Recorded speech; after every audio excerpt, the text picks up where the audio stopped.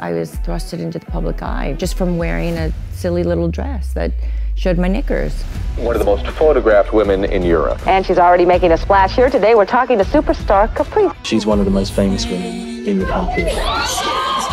I had an unbelievable run for about 15 years. Whatever I did, it was in the paper the next day. If you're gonna talk about me, talk about my narrative, don't make up your own. I was at the top of my game. I mean, the top. I made my first million when I was 25. I started my property portfolio shortly thereafter because I knew the whole modeling game is not gonna last forever. You've got to get out of that comfort zone and you've got to diversify. You have to. You know what, a part of being an entrepreneur are the mistakes. The mistakes are the most valuable lessons. To keep that momentum and to keep that money flowing and growing, that's the hard part.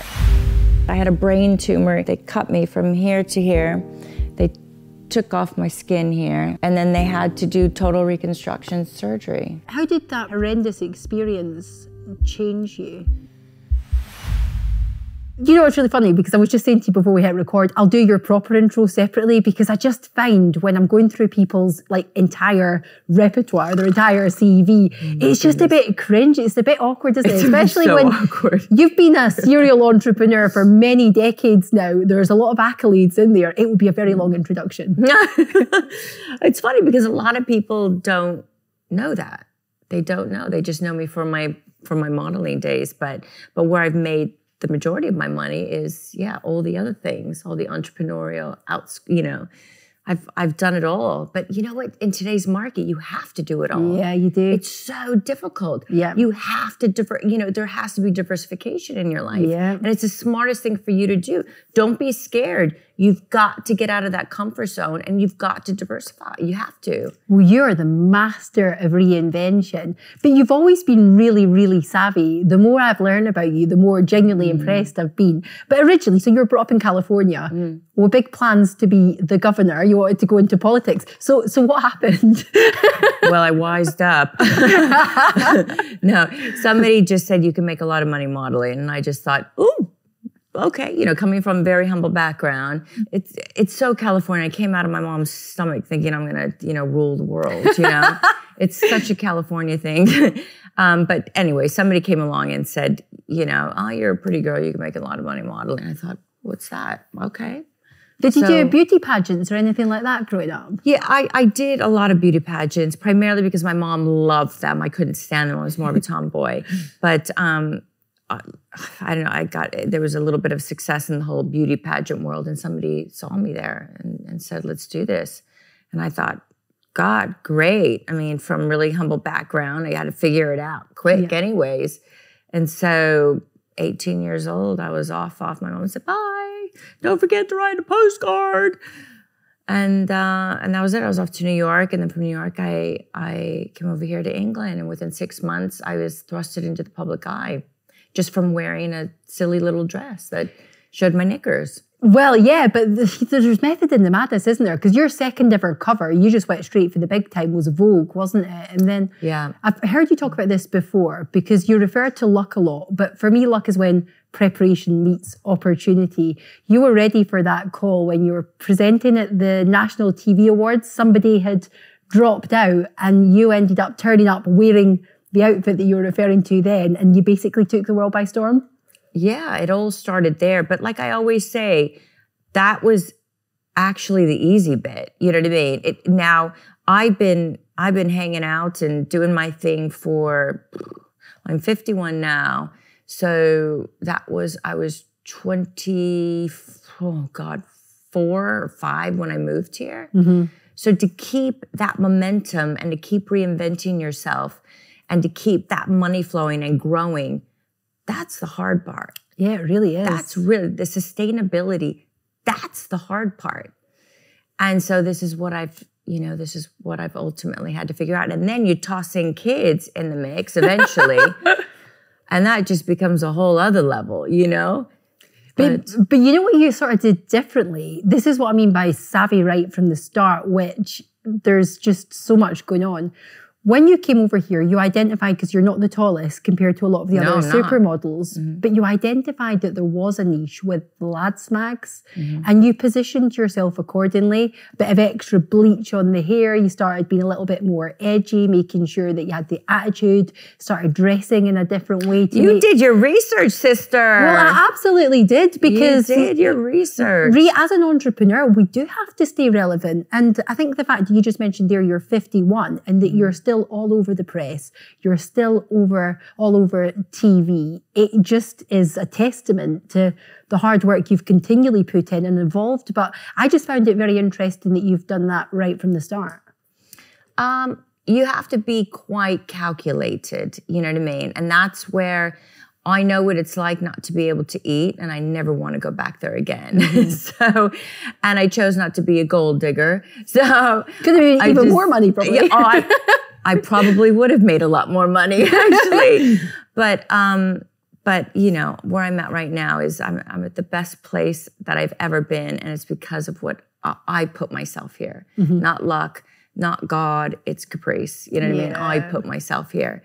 But you know, learning through a lot of lessons, learning through a lot of, you know, knock me down, get back up.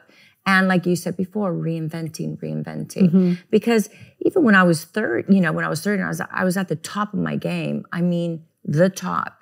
I made my first million when I was 25. I started my property portfolio shortly thereafter, because I knew the whole modeling game is not going to last forever. No. It's just not. And a lot of people get so sucked in and so consumed by the fame, they think it's never going to end. And that, my dear, is where you go wrong. Because when you change over or when you diversify, you've got to be at the top of your game. That's when you have the power. And for whatever reason, maybe it's that drive to never be, you know, never have to be living on pad thai and bagels and cream cheese again. You know what I mean? I don't know. But at the top of my game, I thought, okay, what is plan B?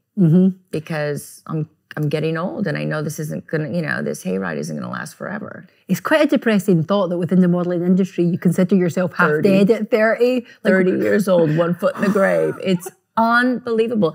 But you know what? Instead of playing the victim card, it's like, this is just reality. Let's deal with it. I always tell my children, in fact, I always tell my children, there's never problems, only solutions. Yes.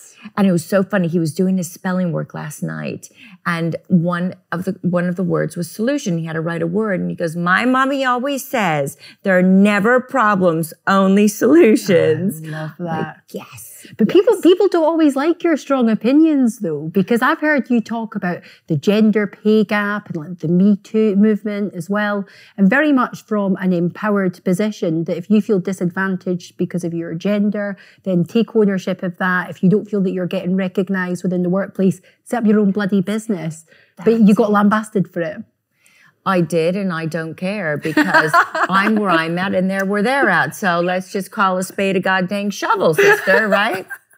Let's just, hello, you know.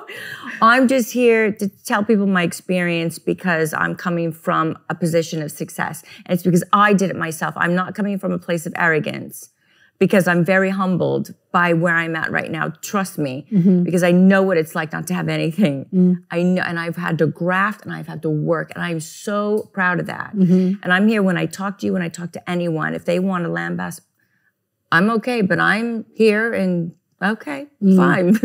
But I'm here to tell my story, maybe to inspire. You know, I mean, I get inspired by people, even by people that are at some of my sessions, you know, that are asking the questions. I get inspired by their stories too. We all have to have a community of support.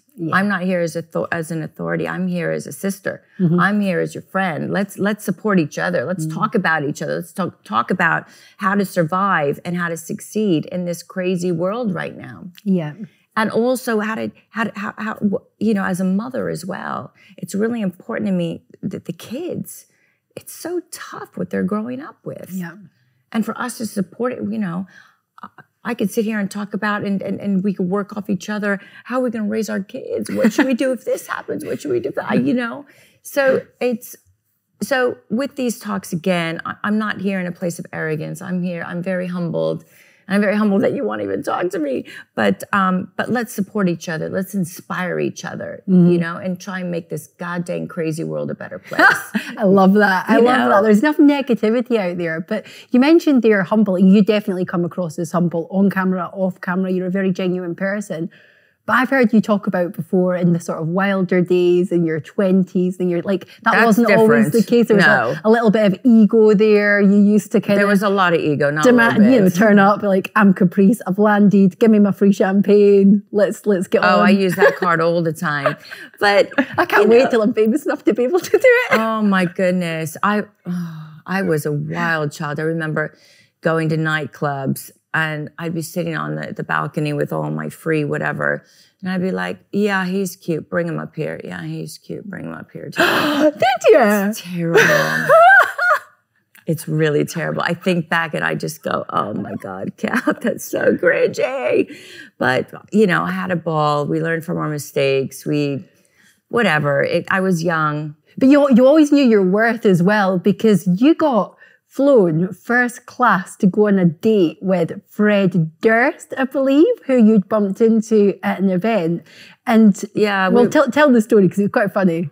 Well, we were both presenting at the MTV Music Awards in Rotterdam, and we had met and we were vibing, and we were hanging out the whole night. And then my agent came up to me and he said, oh my God, Cap, it's 7 a.m.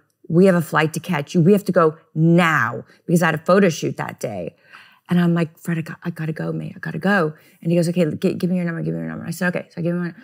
And then my agent and I were going 150 miles an hour to get on the plane, and got to London, did my shoot. And then that night I was just about to go to sleep. I was so tired. And then Fred called me and he said, I have to see you. I said, well, it's kind of difficult. I'm in England, and when are you going to come back? And he said, no. I'm sending you a ticket. I want you, let's have dinner on, I can't remember, it was like Saturday night. And I said, okay. So jumped on a plane, bought me a first class ticket. I was well impressed with that. And we went and had lunch at Le Bilboquet, and there were 5,000 paparazzis everywhere. And then afterwards, he said, okay, I got to go and do some filming with somebody. I can't remember. I said, what? I flew all the way here and you're going to go now? Mm-hmm. I said, okay. So he went out and I went out that way. And then I went back to my hotel room. I packed my bag and I called up his secretary and I said, I'm giving you the other half of the ticket. I don't want it. I'm flying back to England on my own dime. Thank you very much. And then I just left. I thought that was so rude. Mm-hmm. It's so rude. Yeah. And now, to this day, I thought, you know what? I should have used his darn ticket back. Why did I give it back? What an idiot I was. One of the life's regrets. No, but no, he was a really nice guy. And, you know, part of it was my ego. My ego was crushed, and my ego was this big. Yeah. So, yeah. Maybe a little leveler for you then. Yeah, it's a great story to tell, though. Yeah, absolutely. Was there a seedier side to the modeling industry?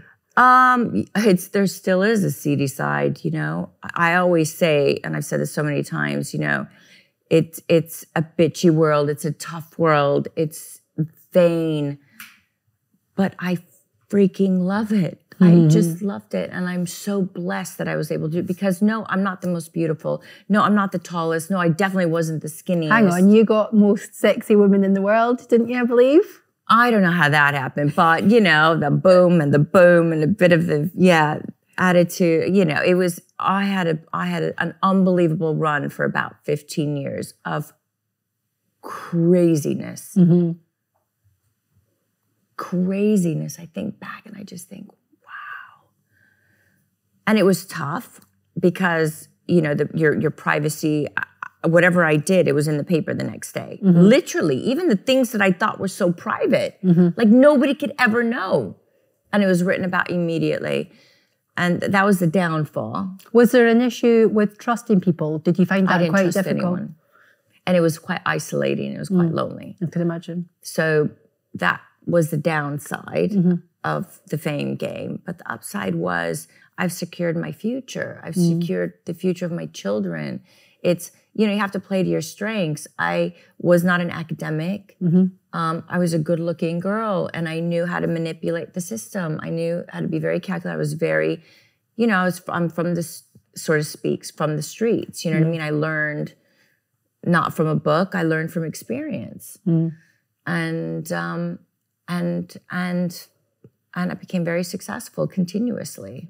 I bet you were constantly underestimated as well, because another example of you demonstrating your entrepreneurship was owning the rights to your own photographs, which was unheard of back then. That was completely unheard of. In fact, people thought I was just, what is she doing? But I thought, okay, then I'm not going to shoot with you. So I had about 4 or 5 or 6 photographers just on rotation to do all my photo shoots. Only if they would sign a contract with me where I own 60% of my photos. But that's where all the money was at. So these guys were shooting covers of me and then retaining the ownership and going off and making a fortune and selling it. I thought, saw that?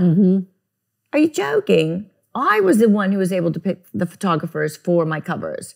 So, you know, and there were quite a few that said, no, I'm not going to do it. And I said, okay, then, you know, we can't work anymore. Because this, you know, this gravy train is going to last forever, and I gotta capitalize on this now. And why am I making you so gosh darn rich? You know what I mean? I've got to jump on the bandwagon. This is a business. This is a business. And so I have to say, there wasn't. No, I don't know if there was anyone doing that. And I was quite ruthless about it, and I'm quite open about it. But you know. It was my cover. They asked me to do it, and then I got to ask the photographer to do it. Why is he owning everything? I don't get that.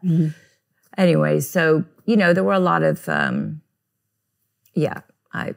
people think I'm hardcore and crass, and okay, I'll take it. Yeah, but it's interesting though, because you're very values driven as well, which we'll come to, because I think that's been demonstrated in a lot of the things that you've done, particularly in later life. But you're there, one foot in the grave. Your words, absolutely not mine at 30. I'm 39 and still consider myself a spring chick. You're a baby. I am dining out and being in my 30s. You're a baby. Yeah, I'm literally 40 in February, so I'm just telling everyone I'm in my 30s. You're a baby. You're a baby. Oh my God. But you were there, you had the foresight to realise that your career is based on your looks. There's up-and-comers climbing up the ranks, and 100%. You were looking at diversifying into business. What could Caprice potentially be known for? Lingerie, and you set about approaching loads of different businesses and actually experiencing quite a lot of rejection. It certainly wasn't plain sailing. It wasn't just a case of you came up with this concept and boom, the millions started rolling in. No. There's a big stereotype that followed me and continues to follow me, not as much now, because I have it on paper now and people, you know all my acumens. But back then, I had this crazy idea to do a license deal. You know, I thought, God, I mean, I'm on the cover of everything.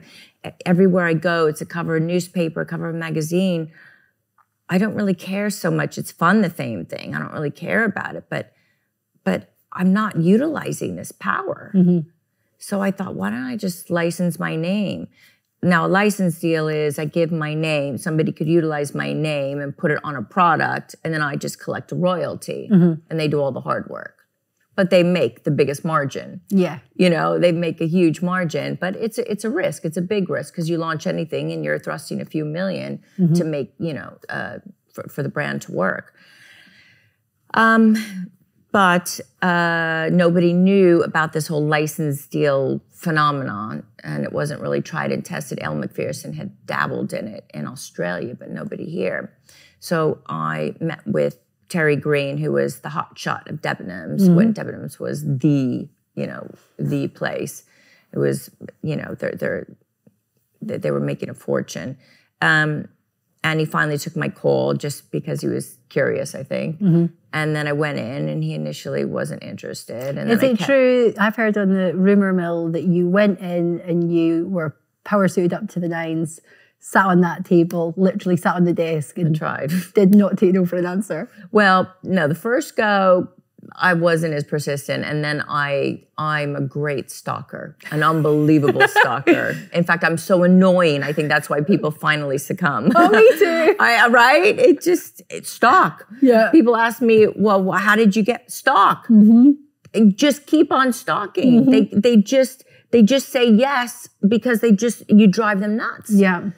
So I was absolutely relentless, and he finally said, okay.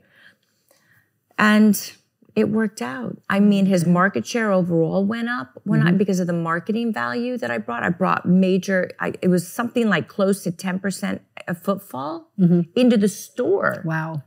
That's power. That's money.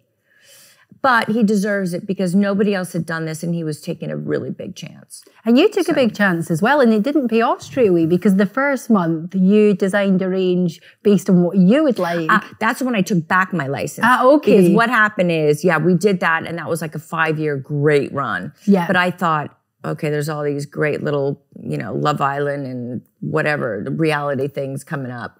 So I'm going to be chopped liver soon. So and not only that, I wanted to scale, and I wasn't allowed to scale because I was only with Debenhams. I had an exclusivity with them. So I said, I want to, take back my name, and I want to supply myself.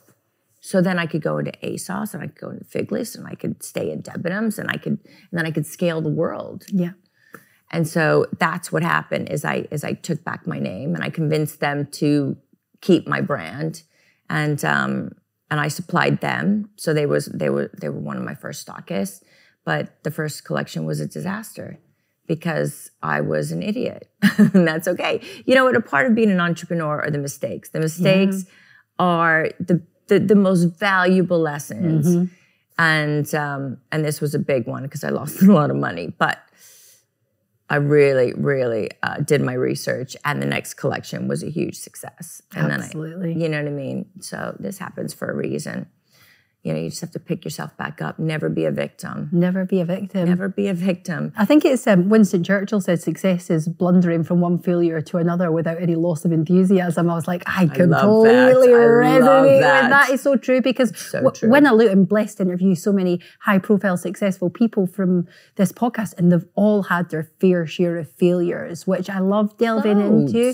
And I think the common denominator clearly is that the vast majority of people, the general public, would understandably give up at those points because it's hard, and that's why not everyone's doing it, and that's why the elite are elite and not the masses, because it's blood, sweat and tears. And we were just talking as well, you're mum to 2 beautiful little boys, but when you start factoring that into the mix as well, it's just another layer of chaos is probably the best word.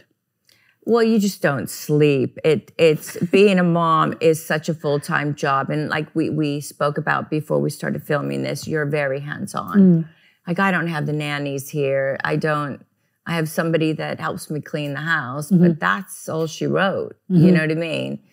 And so I'm very, very full on with my kids. Yesterday I went to I have to go to the rugby game. My whole schedule, even traveling, is booked around these, they have rugby, they have swimming, and they want their mommy to be there. Yeah. It means something. There's only a few years of this. Do you know what I mean? I don't want my kids to be raised by somebody else. Are you joking? Yeah. No way. They're precious moments. I remember my eldest, who's 10, when she stopped, she's trying now, she's trying to call me mum instead of mummy, and I'm just like, oh no. Or that moment they don't want you to read them a bedtime story because they want to read it themselves. It's like, I got that. And I think that this is probably my last year, and she'll not be listening to this, and hopefully there's nobody under the age of 21 who may not already know this information, but I think this is probably her last year of her believing. And I'm just like, things like that, I can be a real ice maiden. That can be quite hard, but then the thought of my children no longer believing in the Tooth Fairy or Santa Claus, that would just... I'm a pile of mush, you know? I know. I mean, you never think you could love this much. Oh my God, I would take a bullet from not even thinking. I mean, I'm sure most parents would, but I really mean this. Yeah. I'll do anything for my children's well-being. And I love to love this much. I've never loved this much. This is the biggest out of all of everything that I've done. And God knows I've done a lot, and I've worked my butt off to achieve the success that I have. But the best thing that's ever happened to me is my children. And I could wholeheartedly, and I'm sure a lot of people could relate to it. It's sometimes I want to scream and I want to just, you know, especially with the rages I'm having now with premenopause, but just don't get around me sometimes. But my kids are the love and the shining. I wake up for my children now. You know what I mean? Yeah, I work absolutely. harder now for my children. I mean, I want them to be grafters. I don't want them to be spoiled. And I'm very funny like that. You know, sadly, the only presents they get are on the holidays and their birthdays. I'm not that person. But love isn't overindulging people, and you're right. You know, not instilling a work ethic or values in them. And sometimes those tougher decisions, and thankfully our children aren't having the same upbringings that we had, and that's great and that's a privilege, but we have a different balancing act of making sure that we're not spoiling them and that they're appreciative and they're aware that actually they're very blessed and this isn't actually the norm. But not that, and they can't just get anything either. I don't want that sense of entitlement. They have to work hard, and they have to. But what I really enjoy about running my own business is there's definitely a trade-off. I'm in London a lot. I do have overnights and travel commitments and things like that. But I can also take 6 weeks off in the school holidays if I want as well, and 3 weeks off at Christmas, and make sure I kind of live life on my terms. And we don't book anything until after the school run typically. And my husband and I do that together. And at 7:30, we get up early, but we go back to bed so the kids can pile on us at 7:30 because they're not going to want to do that for much longer. No, this is a very short window. It's a very short window. But I was gonna touch on, though, you know, we had a very different, I'm sure, I mean, we just met now, but I could see we both had a very different upbringing to our children. But how blessed are we that we had that, because we wouldn't be the human beings that we are right now. Absolutely. I always tell people, please, no sad and I'm this and victim and, like the whole Harry and Meghan thing. Oh, I just want to just vomit. Yeah. Just get your finger out of your backside, mate, you know, and stop. Just be appreciative. I mean, honestly, and that's a whole other gift to be able to really, but it's so much better for us. Like I wake up every day and I'm like, thank you so much. You know what I mean? Everything's about perspective, isn't it? I've had a lady on this podcast before called Pauline Victoria. She was born with no arms and no legs. This woman is incredible. She's a public speaker. She's an entrepreneur. She was told she'd never drive a car again. She was like, who won't drive a car? She's had this stuff created so that she can drive independently. She goes swimming, and she's a mum. She managed to biologically have a child as well, which was a logistical nightmare. And one of the most positive, upbeat people I've had the privilege of interviewing. But yet, you know, to put it into context, Harry, I'm sure that there were some downsides of being in the royal family, of course. And I did start off having an element of sympathy for them. But come on, look at the atrocities that are going on across the world. No, but why does he have to keep just harping on about the negative? There's some positives too. Yeah. The power that he could have had to really, really make a significant change in the world. You know what I mean? This kind of power. The royal family is the most powerful family in the world. And what they're doing now, I mean, I think Prince Charles, I think Kate and Will, I think they're amazing because that's really what they're trying to do. They're not, you know, going around with their tiaras and being, I'm a royal. You know, they're really trying to create significant change with climate, with, you know, health awareness, and they're not hypocrites. I think you practice what you preach, otherwise you're going to lose your following, mate. You'll lose it. Yeah. Do you not also think that with the media, we're talking about women supporting women or just people supporting people? This isn't something that's specific to a particular gender. But at the start of the Russia-Ukraine conflict, you actually did a photo shoot, didn't you? FU War, bit of a naked photo shoot. And Janet Street Porter was straight in there, absolutely slamming you. Oh, and I slammed her too. I came back at her, and that was in the papers as well. At that time, I was upset. I was so upset because nobody in the public eye was talking about it. Nobody. I mean, the reporters were talking about it. They, you know, the journalists were talking about it. But nobody was standing. Maybe they're so afraid sometimes in the entertainment, especially in Los Angeles or in America. They're all freaking followers.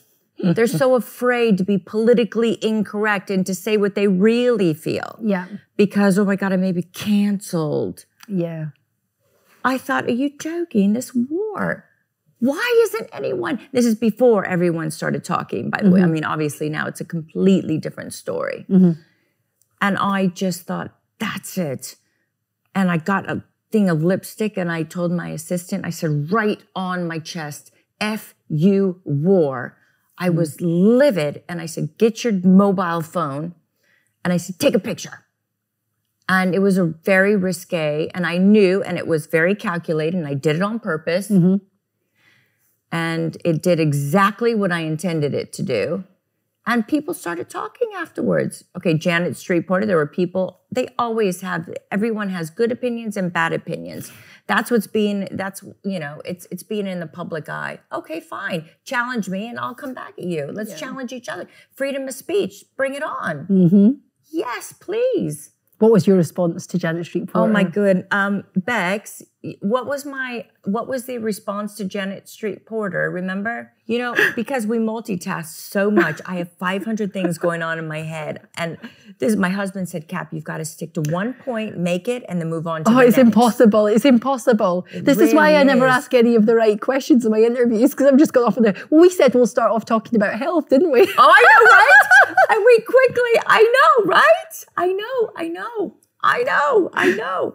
So I said yesterday on International Women's Day, Janet Street Porter, a journalist that utilized her amazing platform with a newspaper column that reaches millions of readers to attack women. I posted a message on my Instagram yesterday, messaging no war. We want peace. I spoke very passionately about how this war is a disregard for humanity, utterly heartbreaking, and how scared I am on the implications that it has in the world. Ms. Porter cherry-picked keywords from my post, changing its contextual meaning to suit her scathing narrative. Then she proceeded to go after Stella McCartney, saying her charitable donation to the Ukraine from sales is nothing more than a PR exercise to promote her brand. Talk about hypocrisy at its best. What exactly have you done, Ms. Porter, apart from attacking women just to fill your column inches to get a paycheck and stay relevant at the expense of others? I've learned that people will forget what you have said. People will forget what you did. People will never forget how you made them feel. And then I high five to that, by the way. Nailed it. Yeah, that was, there you go, Janice. That one's for you. Yeah, you know, what I always say is this is what I was going to say. In business, one thing you should never do is respond with emotion. It's a weakness. It is. And something I've been very guilty of in the past. I think as a woman, we tend to do that. We respond out of emotion. And the best piece of advice that I was given is, Cap, pause. Don't respond with emotion. When the emotion is gone, you can respond, even if it's 2 or 3 days later. Most of the time, the problem just resolves itself. But on this occasion, I responded with emotion.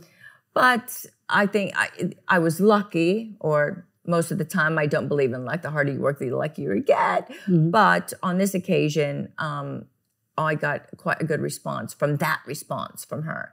But I just thought, she completely turned around my message to suit her narrative. Only cherry-picked. She didn't say the whole sentence in its entirety. She picked out words. You know what I mean? And I just thought, what, so that she could get her paycheck?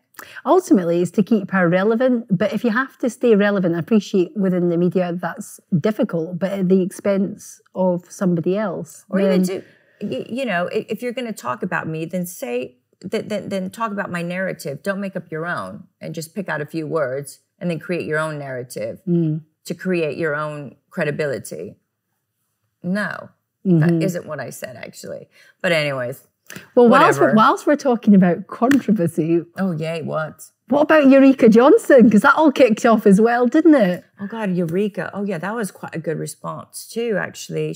I can't remember now. What did she say? She said something silly. So you'd done an interview and you were talking, so you've been happily married for over a decade now. Well, you've been with Ty over a decade, got the 2 beautiful boys. I think you basically made some comments about Sex, yeah, and keep the intimacy. Keep the intimacy. But I think you said something along the lines of even if you can't be bothered, if you've had a long day, if you're not in the mood for it, do it anyway.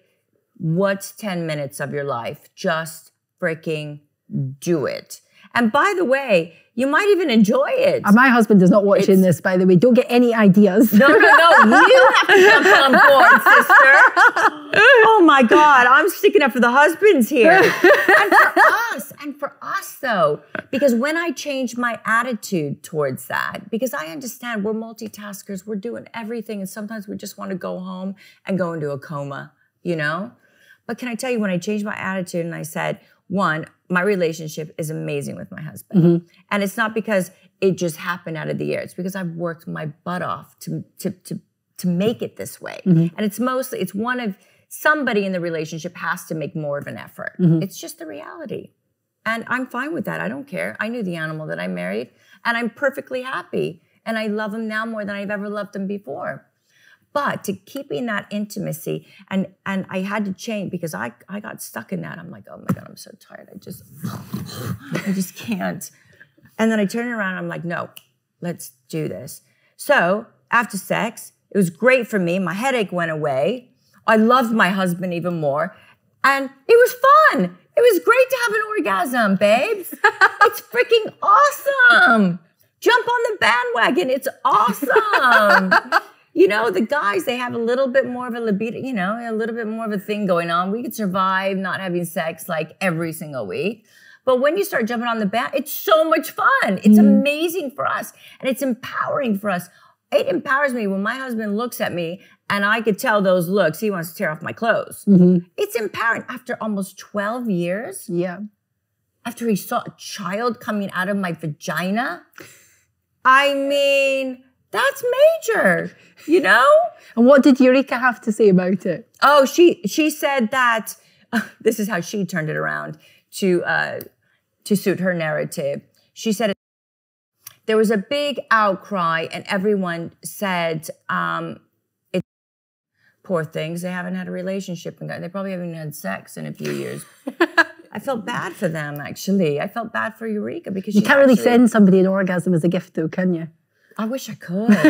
I really wish I could. But you seem a bit under the weather. Let me send you an orgasm to lighten your mood. Yes, that would be a home run if somebody. Can you imagine if we could do that? Just send one to Putin. Well, we kind of can. We could give him a dildo. But just an automatic orgasm. Funnily enough, I heard you talk about, because you know, I've just went completely blank. Ann Summers, Jacqueline Gold. She's so funny. And you were talking about the way she talks about dildos and vibrators. She's like a gynecologist. I mean, she's like, Cap, come in. It was one of her store opens. She said, I have a gift for you. She says, now we have this pink dildo and this little tickle thing, and you could even do it on the plane. Just put your cover on over the plane. And she says, just drop your drawers a little bit and then just go right there. Instant orgasm within 5 minutes, almost guaranteed. She was dead serious. And she's over here. Hopefully you're in first class, not just in the economy next to some random stranger. Oh my God. I thought, Jacqueline, you are hilarious. Honestly. And she's like, and we have it in pink and in black and in white and red. I'm like, oh my goodness. Okay, but that was like one of her #1 bestsellers, so good on her. Wow. Why not? What did she say? Exactly. It's blurring the lines of consent, and she feels sorry for people like you, and it's okay to say no. So she was saying, I feel bad for her because she hasn't had a successful relationship in a long time. And I'll tell you the comment that I made to her, and that made every single paper, actually. And I had a lot of celebrities come on board and say, Eureka, maybe you should keep your mouth shut. But it's not about a war. What really bothered me is we should be supporting each other. And I am saying this as somebody in a really successful relationship for almost 12 years and with 2 beautiful, kids. And this is really working for me. And it's actually empowering me. And it's actually super fun. And then somebody else comes along that hasn't had a successful relationship for years and years and years and really pounces on me. She's not coming from a place of authority. And she's not supportive of women. You know what I mean? Everyone's entitled to their opinion, but it depends on what seat you sit in. I think there's also a way of respectfully disagreeing with somebody, but whether it be business, whether it be health and fitness, whatever goal I have, I am only really interested in taking advice from people that are further down the path that I want to travel. Well, yeah, and obviously whoever's giving you the advice, they come from a place of authority. That's the really strongest point there. I mean, I love women. I'm so supportive of women. I love successful women. I love happy women. I love kind women. I want to support them. I want to be there for them. But and I'm okay with very cutthroat comments, but if there's some validity to them. So this came from a woman, and I'm not being scathing and I'm not being scandalous, but this comes from a woman who has not had a successful relationship in God knows how many years, and who keeps on complaining about her continuous bad dates time and time again. And she's sitting here telling me it's okay to say no. Maybe you should try it. Maybe you should try saying yes. Maybe you should try saying yes. You may really like it. Oh my God, you may really like it, Eureka.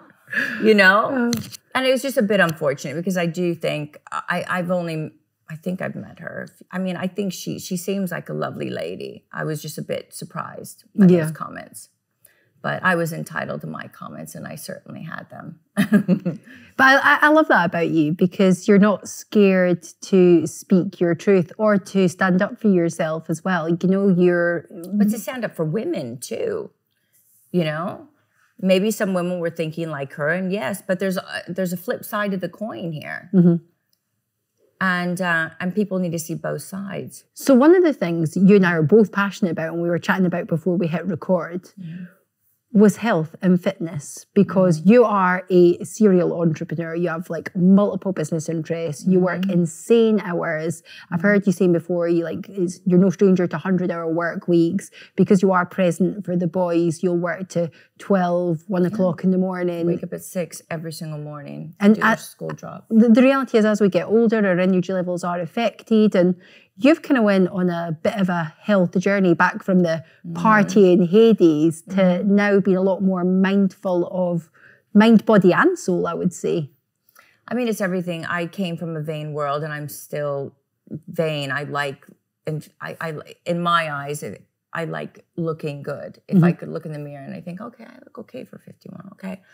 It's a lot of work, though, and it becomes increasingly more cumbersome the older you get, But more importantly is I want to feel a vitality. I want to feel young. And that is even more work. And now being a mom and an entrepreneur to multiple businesses like you, we don't sleep. Our mind has got to be good. It's got to be clear. It's got to work properly. I like exercising. I go, I do, I travel. So I need to look after myself. And normally I take my 31 vitamins. And a lot of people out there are like, 31 vitamins, are you crazy?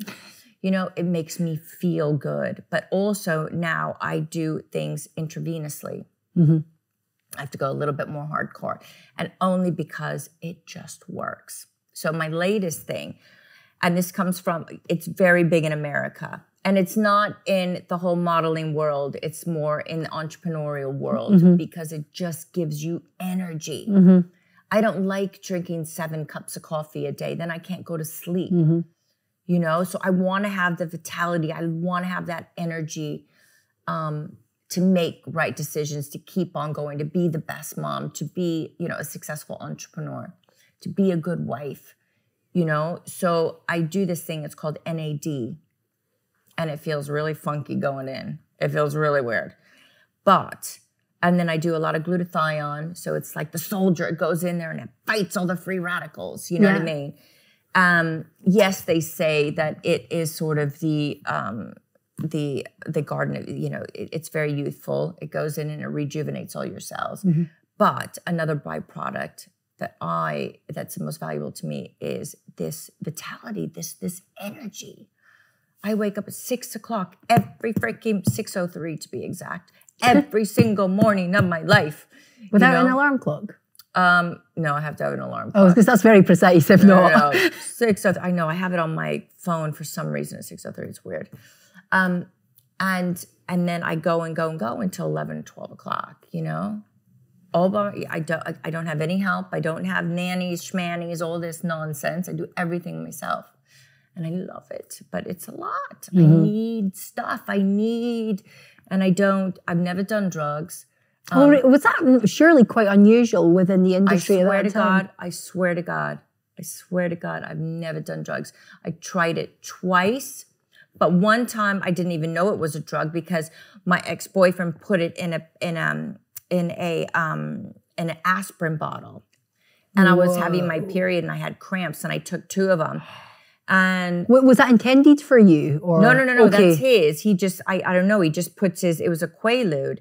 And he put a whole bunch of Quaaludes in this bottle. And I thought it was it's an upper. Okay. It makes you wired. Yeah. Anyways, and I thought it was an aspirin because it was an anisine. I don't know if you have this here. Anyways, it's an aspirin. And I had cramps and I took 2 of them. And I went to the gym and I was on the bike, you know, rocking out. All of a sudden, everything went weird and I went, timber, fell off the bike. And I was still doing this on the floor. the teacher was like, what is going on here? I'm like, I mean, who does this? I was gone. And I didn't know what was wrong. My friend that came, he says, oh my God, we need an ambulance or something. And then he called up my boyfriend and he goes, oh my God, I think she took the aspirins. And it was his freaking Quaaludes. And this is one thing I never got into as a drug. Did I drink a lot of alcohol? I could drink a bottle of vodka. I could drink any man, you know, that's not something I'm proud of. Yeah. But I never did the drugs. Wow. And I thank God, because I think if I would have done the drugs, I would have been in a different place today. I can imagine. But I would presume in here that the vast majority of people within your network at that time were very much taking drugs. Everyone was firing it up. Everyone. And sometimes because I wanted not to, I didn't want to be the, you know, Caprice the police, which some people would call me. I would pretend like, you know, I was a bit, but I would have to drink more alcohol to be on the same level as everyone. So do you drink alcohol now? No. You know, it's really, so I stopped drinking, you know, talking about health and self-optimization. It was initially to do this full year, 2022, but I may well continue it just because of all the health benefits. But it's very interesting seeing the attitude from people towards a non-drinker, almost as if you are boring, that you're not contributing. And I'd like to think we're pretty good company. You know, we're quite high energy people, but you must have had that with the drugs. Well, what I had, I just drank, and I did get on their level, but through alcohol. Yeah. And I drank a lot for many, many years. And that's actually when I started doing all my drips, because my quality of life was not good. And so I needed to pick me up. And so I would get the glutathione, I would get the, you know, the Myers, I would get the whole cocktail of vitamins. Is this what they take on Billions? Have you ever watched the TV program Billions? Oh my God, I watched the first series. Brilliant. They basically do what they want with drinking drugs, but they have all these intravenous vitamins all the drips. So you compensate, because when you fire it up like this, I don't even know what's worse, alcohol or drugs. It's all the same, really. And it just depletes your body and it just suppresses your immunity. It really affects your quality of life. So that's when I started the vitamins in my veins. to compensate. And I was hanging out with a fast crowd, and I loved my friends, you know, and so to get on the same stratosphere, I drank. Yeah. I just drank and drank and drank and drank. But then, one day I just said, okay, I'm done. Really? You literally just woke up and... I'm done. What changed? I don't know. I just stopped. I stopped. I mean, now I'll have a glass of wine every once in a while, but even that doesn't taste really good to me. Really? Not really. Maybe a gin and tonic every now and then. But, I mean, I don't even, I don't need all that to have a good time. And usually, I'm the hostess with the mostess without all of it anyways, because I feel so good. I feel so, and I'm in a different place in my life. I have different friends now. A lot of my friends are fellow entrepreneurs or the mummies at school. You really get tucked into the school thing. And no, my life has been a roller coaster. I'm so blessed. It's been so fabulous. Even the bad stuff, even when I had a brain tumor, even that was, but it was benign and they got rid of it. I was one of the lucky ones. But let me tell you, after the surgery, 6-hour surgery, was it? No, I wish. No, it was over 12 hours. But oh my goodness, 12 hours. No, they cut me from here to here. They took off my skin here, took off my skull. They got the little sucker out, and then they had to do total reconstruction surgery. How did that process, that that horrendous experience change you?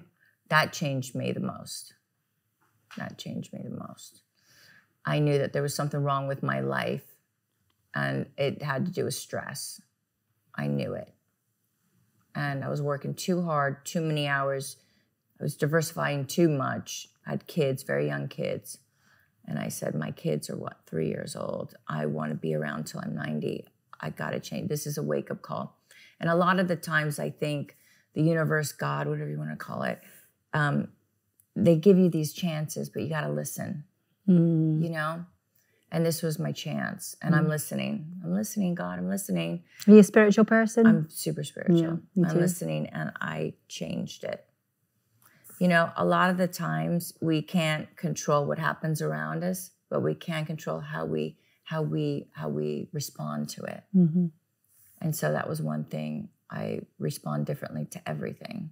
And I've cut back, but I only take on things. I mean, when I take things on, I take it with passion. I'm 100%.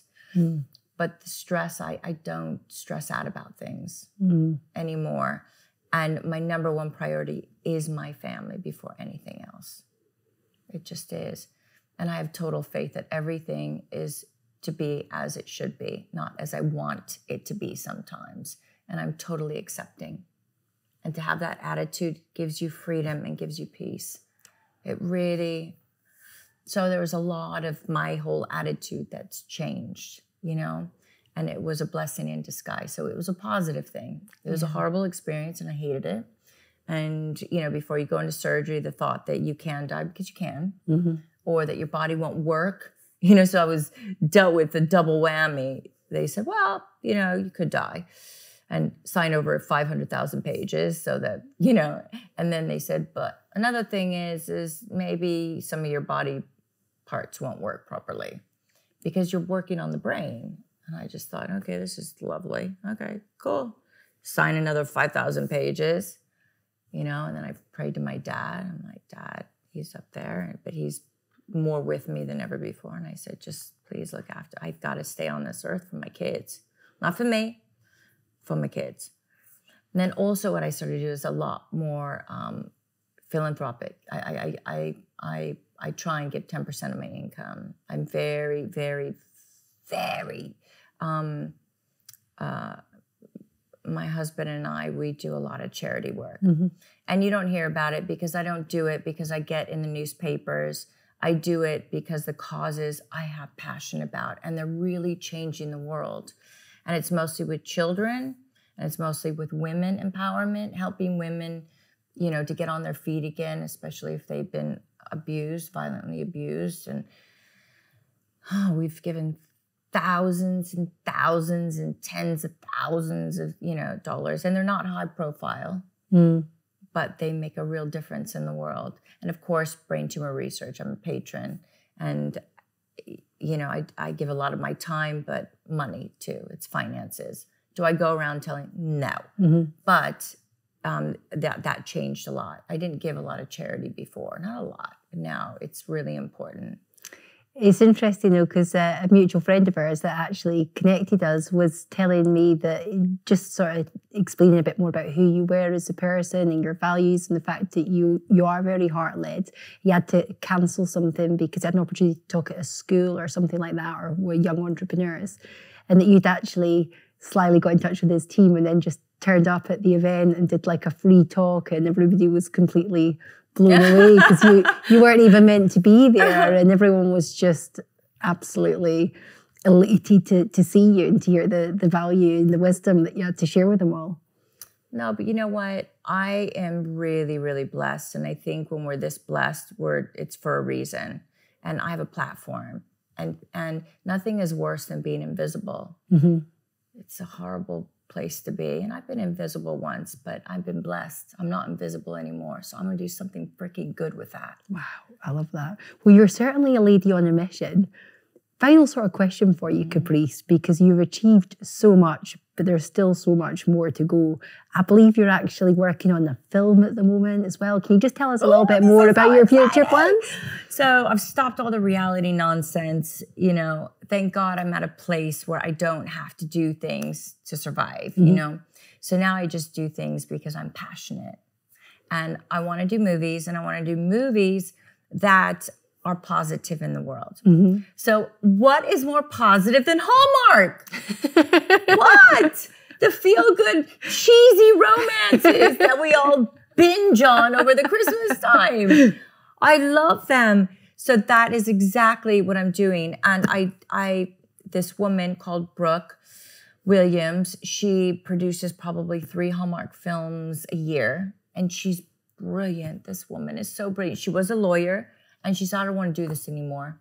And so now she's producing and starring in her own movies. Wow. And so I had the wonderful opportunity to do one of her productions. And I'm like, Brooke, please, I want to do something with you.